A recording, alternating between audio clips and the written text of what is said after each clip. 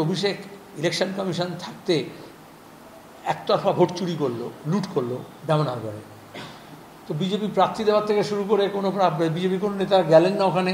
শুভেন্দু একটু লেটে বুঝেছে, তার বোঝা উচিত ছিল বিজেপি তো অভিষেককে বিজেপি হিসেবে দেখছে, এই জন্য এখন বিদেশে যাওয়ার জন্য কোনো অসুবিধা হবে না, পাসপোর্ট টাসপোর্ট রাখবে না, ভিসাও পেয়ে যাবে। তাকে যখন আমরা বলছি চার্জশিট দাও, তখন তাকে ভিসা দেবে। তো এটা শুভেন্দুকে নিশ্চয়ই দিল্লি থেকে নির্দেশ দিয়েছে। বা এখন রাজ্য সভাপতি পদ খালি আছে বা হয়ে যাবে, কে হবে সেই দৌড়ে বুঝতে পারছে যে অভিষেকের সঙ্গে বন্ধুত্ব করলে বিজেপি সভাপতি হওয়া যায়। সে তো বলেছিল দুর্নীতিমুক্ত পঞ্চায়েত জেলা পরিষদ গড়ে তুলবে, কটা দুর্নীতিগ্রস্ত জেলা পরিষদ পঞ্চায়েতকে শাস্তি দিয়েছে। এখন বলছে 100 দিনের কাজের টাকা আমরা দিয়ে দিলাম, কিন্তু টাকা যা চুরি করলো তাই কটা ধরলো, কেন্দ্র সরকার ধরলো, রাজ্য সরকার ধরলো না, এটা চুরি চুরি থেকেই গেল, বরঞ্চ বাঁচানোর চেষ্টা করছে।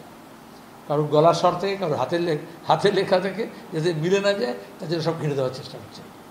যে কেউ যদি ছুটিতে যায়, বরাবরের জন্য ছুটি দেওয়া যায়, সবসময় মেয়াদ বলে দেয়, একটা 6 মাসের, 3 মাসের, 2 মাসের, স্কুলের ছুটি হোক, চাকরির ছুটি হোক, বা অভিষেক যখন এর আগে গেছে চিকিৎসার জন্য। এবার হচ্ছে তোমার গিয়ে কোনো মেয়াদহীন, এটা আমার কিছু বলার নেই। হয় পিসিকে জিজ্ঞেস করো না ভাইপোকে জিজ্ঞেস করো। জয় মানুষকে মহান হওয়ার সুযোগ দেয়, জয় হলেই মহান হয়ে যায় না। তারপর তার কর্মসূচি থাকে যে প্রতিশ্রুতিগুলো দিয়েছে সেগুলো তো নিজেকে কাজ করবে।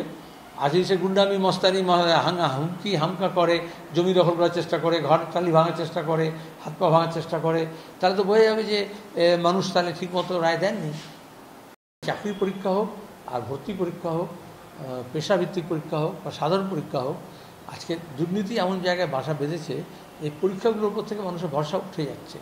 এটা খুবই খারাপ। তার আমরা যেমন নিন্দা করছি, আমরা দোষীদেরকে কিন্তু শাস্তি দাবি করছি। কোটি কোটি টাকা 2 নম্বরই হয়েছে। স্কুল সার্ভিস কমিশন যেরকম 2 নম্বরই হয়েছে, মাদ্রাসা সার্ভিস কমিশন 2 নম্বরই হয়েছে। যেরকম শিক্ষক নিয়োগ হয়নি স্কুলে ঠিকঠাক, সব মাদ্রাসায় হয়নি। অসংখ্য মাদ্রাসায় যেখানে শিক্ষক নেই। যত শিক্ষক নিয়োগে দুর্নীতি হয়েছে, এই সব টাকা জরিমানা হিসেবে আদায় করা উচিত।